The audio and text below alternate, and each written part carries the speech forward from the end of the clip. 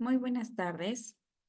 Hoy les quiero hablar acerca del papel del odontopediatra frente al síndrome de Fanconi.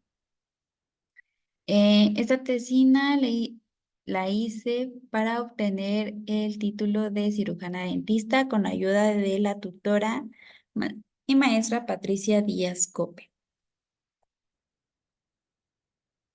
La prevalencia de síndromes o enfermedades poco comunes en México se manifiesta en la actualidad en menos de 5 personas por cada 10,000 habitantes. La Federación Mexicana de Enfermedades Raras, conocida como FEMEXER, indica que estas se manifiestan en un 50% en la edad adulta, pudiendo ser detectadas desde la infancia. Tienen un 80% de origen genético y poca frecuencia de origen infeccioso, inmunológico, degenerativo y proliferativo. Es justo como el síndrome de Fanconi, el cual fue un objeto de estudio para ese trabajo y del cual describiré que es un trastorno poco frecuente del funcionamiento de los túbulos renales, caracterizándose por la pérdida de minerales y sustancias químicas por medio de la orina. La Organización Europea para las Enfermedades Raras, por sus siglas en inglés EURORDIS, determinó el Día Mundial de las Enfermedades Raras, siendo este el último día del mes de febrero. Les voy a hablar acerca de Guido Fanconi, quien va a ser uno de los principales pioneros para quien describió el síndrome. Guido Fanconi nace en 1982 en Suiza. En 1920 inicia su formación pediátrica en el Hospital de Niños en Zúrich.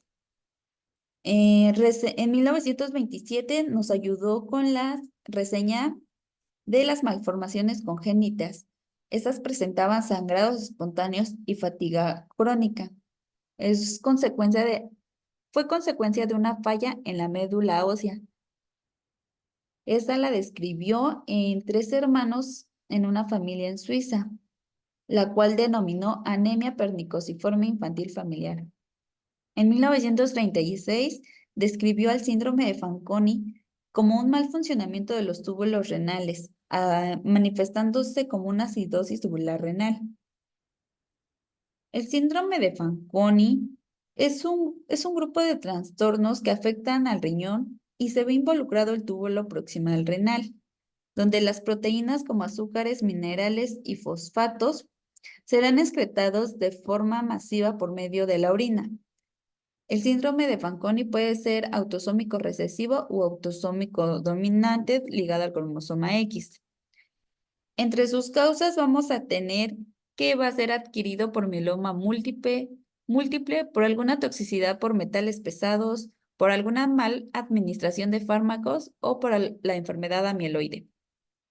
Entre sus manifestaciones metabólicas vamos a tener a la galactosemia, a la tirosinemia, al síndrome óculo-cerebro-renal, o conocido como enfermedad de Lowe, y a la enfermedad de Den. Los síntomas que manifiesta el síndrome son poluria, sed excesiva, deshidratación, fiebre, micciones abundantes, dolor esquelético y debilidad. Como había mencionado, el síndrome de Fanconi se asocia a una acidosis tubular renal, en la cual existen 2 tipos. La tipo 1, que es una acidosis tubular renal distal, y la tipo 2, que es una acidosis tubular renal proximal. La tipo 2 es una falta de capacidad de los riñones para mantener la autorregularización, conocida como homeostasis. La homeostasis entre ácido-base. Esto se debe a la falta de los túbulos renales a la hora de excretar el ácido o la reabsorción de iones bicarbonato. Los niños o bebés con acidosis tubular renal no pueden eliminar la carga ácida en la orina. Los signos inician en los primeros meses de vida, como son debilidad muscular, somnolencia, falta de apetito o vómito, y no pueden desarrollar una talla o peso normal. Como habíamos dicho, entre sus características clínicas vamos a tener anorexia, poluria, estreñimiento y diarrea. La acidosis tubular renal reduce el pH en la orina a un 5.5. Cuando esto sucede es porque el bicarbonato desciende de su nivel normal, de 5.5 a 7. La difusión generalizada del túbulo proximal es cuando se asocia al síndrome de Fanconi. Como habíamos mencionado, el síndrome de Fanconi se asocia a diferentes enfermedades, como es el síndrome de Lowe, que es un trastorno que se caracteriza por ser multisistémico, ya que afecta al ojo, al sistema nervioso y al riñón. Este es ligado al cromosoma X. Entre sus manifestaciones vamos a entender a los oculares, al sistema nervioso central, al renal y algunos otros. Como habíamos mencionado, también se asocia a la enfermedad de Dehn, que esta se manifiesta en el túbulo renal proximal de forma compleja, ya que es transmitido por el cromosoma X, siendo más severo en los varones. En las mujeres solo suelen ser portadoras y a niveles y presentan una forma clínica más leve. Entre sus manifestaciones, la enfermedad de Dehn vamos a encontrar a dos tipos. El tipo 1, que va a haber un predominio en las manifestaciones renales, y el tipo 2, donde vamos a ver manifestaciones extrarrenales. Este tipo de enfermedades antes mencionadas van a tener repercusiones a nivel bucal. Entre sus manifestaciones bucales vamos a tener a las alteraciones cronológicas de la erupción dental, a un pH, se va a ver involucrado un pH salival, vamos a tener cambios en la susceptibilidad a caries, hipomineralización molar incisivo presente, mineralizaciones pulpares dentarias y enfermedades periodontales, así como raquitismo. Como lo antes mencionado, vamos a tener en la edad fisiológica y biológica una alteración asociada al síndrome de Lowe. Estas se van a ver alteradas y afectadas, como un retraso en la exfoliación de la dentición primaria. Por lo tanto, esto provocará la erupción tardía de la permanente. El pH salival puede variar en los pacientes que padecen enfermedad renal. Cuando hay un aumento excesivo de urea, se puede desarrollar una estomatitis urémica. Como sabemos, la saliva va a ser secretada por glándulas mayores y menores. En las mayores vamos a encontrar a la glándula parótida, a la submandibular y a la sublingual. En las menores a la labial, a la bucal y a la palatina. Entendamos que el pH de la saliva en boca oscila entre el 6.5 y 7.5 en condiciones normales. El pH salival puede variar en los pacientes de enfermedad renal, presentándose como placas en la mucosa oral, en la lengua y en el piso de boca. Esto va a provocar un dolor, ardor y sabor desagradable, así produciendo un aroma de orina a amonio en la litosis del paciente. Como, como seguimos hablando, la urea tiene como característica producir la alcalinidad en la placa dental y como consecuencia tendrá mayor predisposición a la formación del cálculo dental. Los pacientes con enfermedad renal van a presentar fluorosis dental más severa que un niño sano. Cuando cursa una anemia el niño, se van a observar las mucosas orales con una palidez y vamos a tener lengua saburral. Los pacientes con enfermedad renal, como habíamos dicho, van a tener una limitación en la excreción de iones flúor.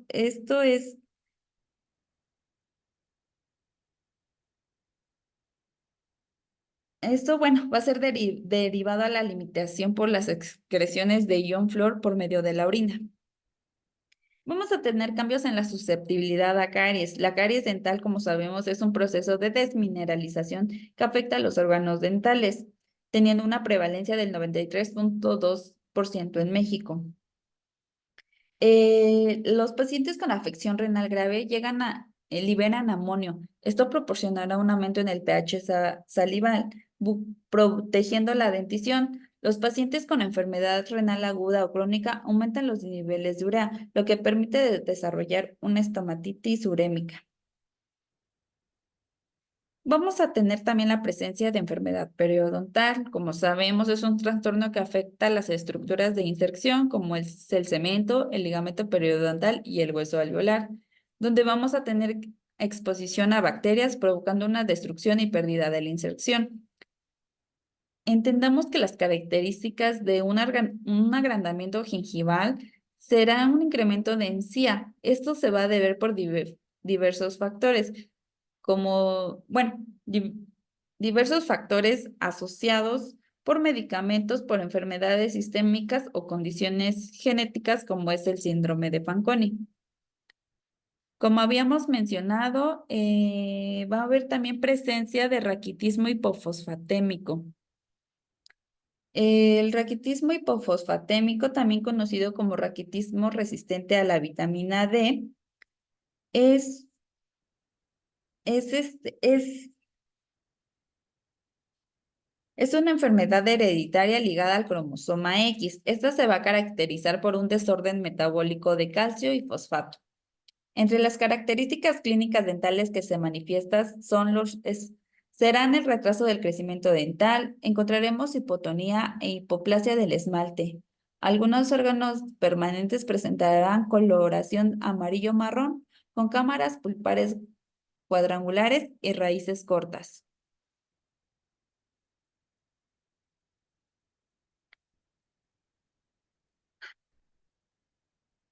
De acuerdo con la literatura y los hallazgos clínicos dentales asociados al raquitismo, la formación recurrente de los abscesos periapicales afectan la dentición primaria y secundaria. Estos presentan en órganos dentarios aparentemente sanos con una ausencia de caries o de algún trauma.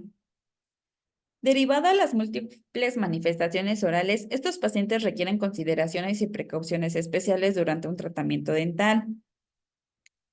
Antes de iniciar o realizar cualquier procedimiento odontológico, es fundamental tener la interconsulta con el nefrólogo. Es importante para tener en cuenta e iniciar una terapia profiláctica antibiótica,